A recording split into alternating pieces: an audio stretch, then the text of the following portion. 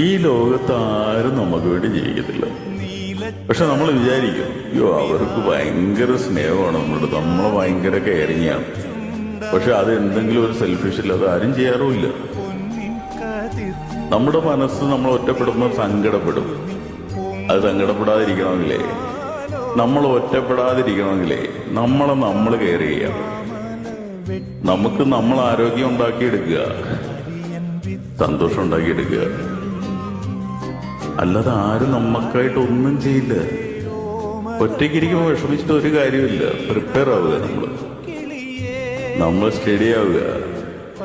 ആര് നമ്മളെ ഒറ്റപ്പെടുത്തും നമുക്ക് തോന്നുന്നോ അവരുടെ മുമ്പിൽ നമ്മൾ ജീവിച്ച് കാണിക്കുക, സന്തോഷമായിട്ട് സ്നേഹമായിട്ട്. എന്നിട്ട് അവരെ മൈൻഡ് ചെയ്യാതിരിക്കുക. അപ്പോഴാണ് ആ ഒരു സുഖം കിട്ടുന്നത്, മനസ്സിന് സാറ്റിസ്ഫാക്ഷൻ. ഓക്കെ.